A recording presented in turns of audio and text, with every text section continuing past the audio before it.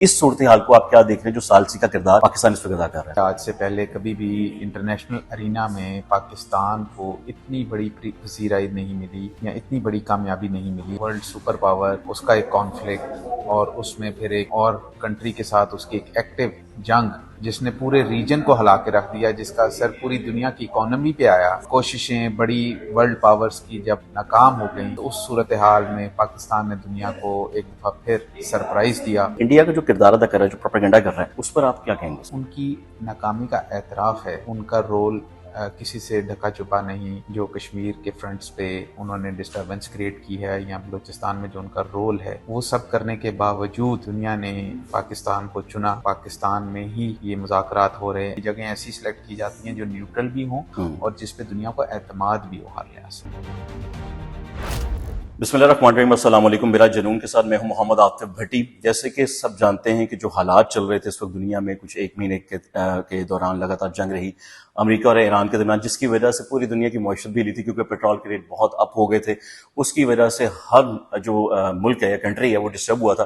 لیکن بالآخر وہ دن آ چکا ہے کہ جہاں پہ تمام جو مین لوگ تھے، یعنی جن میں جھگڑا چل رہا تھا، وہ ایک میز پر آ کر بیٹھ چکے ہیں. اور یہ سارا کریڈٹ جاتا ہے پاکستان کو، جنہوں نے ثالثی کا کردار اس میں ادا کیا، اور نہ صرف خود ادا کیا بلکہ اس میں سب سے پہلے ترکی کو اور مصر کو بھی شامل کیا اس معاملے کے اندر.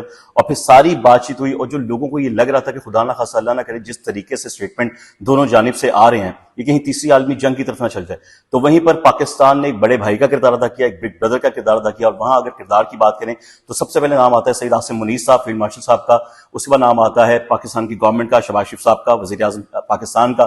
یہ نام جو سامنے آتے ہیں تو پھر تمام دنیا کی نظریں جو ہیں وہ پاکستان پر لگ جاتی ہے، اور آج کے دن پر وہ لگی ہوئی ہیں کہ کیا فیصلہ نکل کے سامنے آئے گا. لیکن فیصلہ آنے سے پہلے جو سٹیٹمنٹس ابھی باہر آنا شروع ہو گئے ہیں تو ایسا لگ رہا ہے کہ جس طرح مذاکرات ہونے سے پہلے ہی کامیاب ہو چکے ہیں. پاکستان کا نام جو پہلے ہی بلند ہے، اس معاملات کے بعد مزید بلند ہو جائے گا، جو کہ لگ رہا ہے، جو کہ ماہرین بھی کہہ رہے ہیں.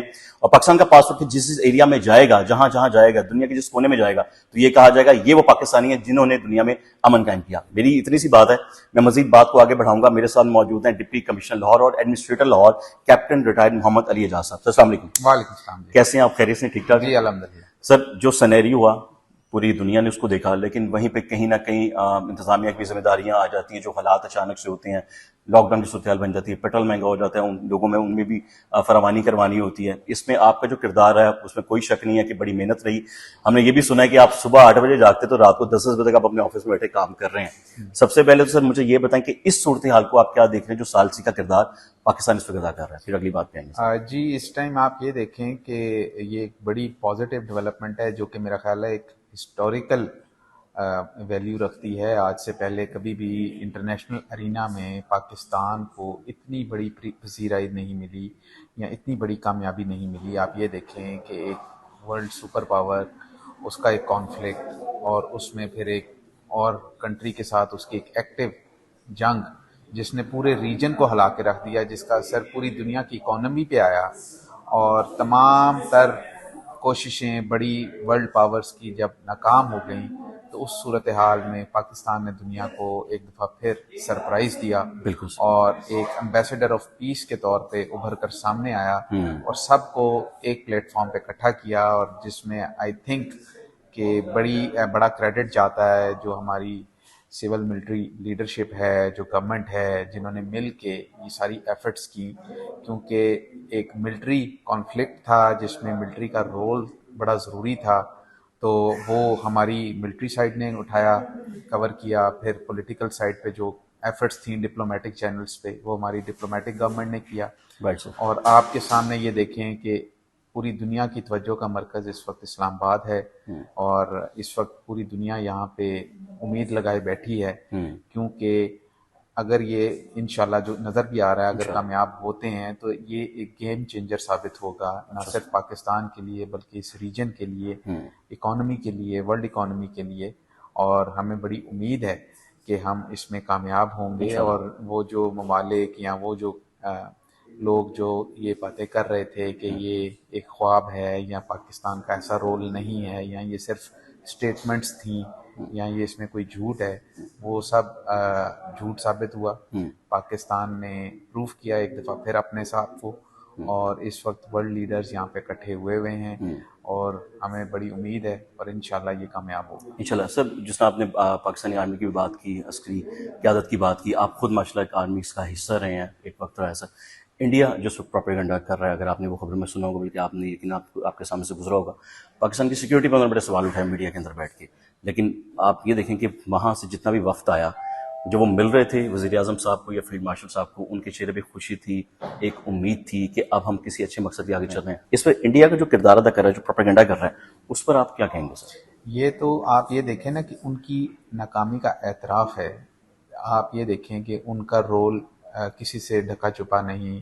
جو کشمیر کے فرنٹس پہ انہوں نے ڈسٹربنس کریٹ کی ہے یا بلوچستان میں جو ان کا رول ہے، وہ سب کرنے کے باوجود دنیا نے پاکستان کو چنا اور پاکستان میں ہی یہ مذاکرات ہو رہے ایز اے وینیو. دیکھیں وینیو یا یہ جگہیں ایسی سلیکٹ کی جاتی ہیں جو نیوٹرل بھی ہوں اور جس پہ دنیا کو اعتماد بھی ہو ہر لحاظ سے. تو یہ اعتماد اس بات کو ثابت کرتا ہے کہ انڈیا کا جو پروپیگنڈا ہے وہ ناکام ہوا ہے، جو کوششیں ہیں وہ ناکام ہوئی ہیں، اور پاکستان ایک گلوبل لیڈر ہے اور یہ سب کو ریجن میں نہ صرف بلکہ پوری دنیا میں ایک ایگزامپل کے طور پہ لیڈ کرنے کی صلاحیت بھی رکھتا ہے. سر بطور میں سمجھوں گا کہ اگر آپ کسی کو سمجھتے ہیں یا آپ کا نظریہ یا آپ کا تجزیہ کیا کہتا ہے کہ جس طرح آج ہم دو ممالک کے درمیان ایک جنگ کو سالو کرنے جا رہے ہیں، یہاں سے ہمیں کل کو فلسطین اور کشمیر کا حل بھی دکھائی دیتا ہے. دیکھیں یہ کانفلکٹ جب کامیاب ہوتا ہے اور سارا کچھ ہوتا ہے تو پاکستان کی ایک جو سٹینڈنگ ہوگی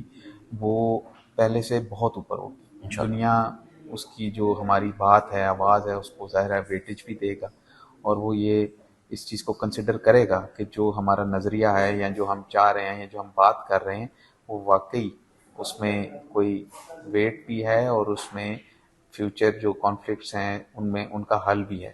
تو definitely it will help us a great deal in resolving these issues, اور ہمیں کافی امید ہے کہ یہ ایک جو ہمارے پرابلمس ہیں اس کو حل کرنے میں بڑا مددگار ثابت انشاءاللہ. اور سر اس سارے سینیریو میں آپ اس کے حل کے بعد، اس کے سلوشن کے بعد، انشاءاللہ کامیاب مذاکرات کے بعد، آپ پاکستان کے پاسپورٹ کی ویلیو کہاں دیکھ رہے ہوں گے؟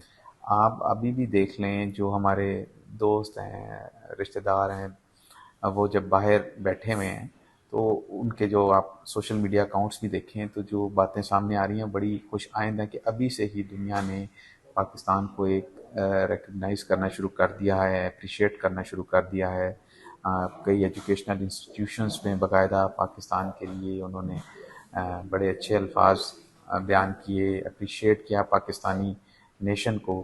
اور اسی طرح جو امیگریشن میں بھی بڑے اچھے کچھ انٹرسٹنگ انسیڈنٹس ہوئے جس میں لوگوں نے بڑا اپریشیٹ کیا ہے دنیا کی جو کنٹریز ہیں. تو وہ یہ تو ابھی سے ایک بات شروع ہو گئی ہے اور پاکستان اس وقت پوری دنیا کی نگاہوں کا مرکز ہے.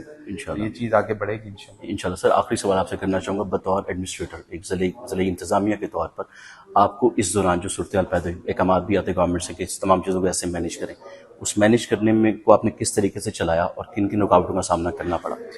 اس میں جو سب سے بڑا چیلنج آیا ہے وہ ظاہر ہے انرجی کرائسس تھے، اور اس میں فیول کی پرائسز کا ایک ایشو تھا جس کا ذرا امپیکٹ ہر سیکٹر پہ آتا ہے، اور اس میں پھر ظاہر ہے اس کی ایک اویلیبلٹی کا بھی ایشو تھا کیونکہ شارٹیج ہو رہی تھی.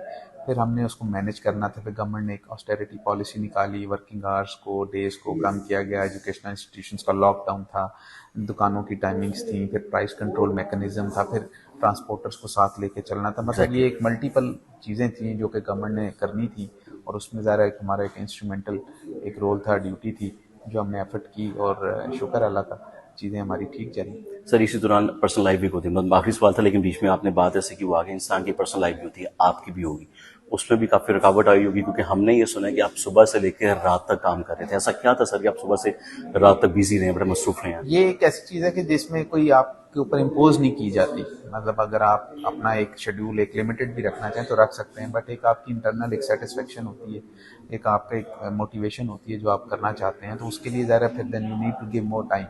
اس کی پھر شیڈولنگ ہم اس طرح کرتے ہیں چیزوں کی، کچھ وزٹس کرنے ہوتے ہیں، کچھ میٹنگس کرنی ہوتی ہیں، کچھ ہم نے ڈیسیجن لینے ہوتے ہیں، تو اس کے لیے پھر ہمیں زیادہ ٹائم چاہیے ہوتا ہے.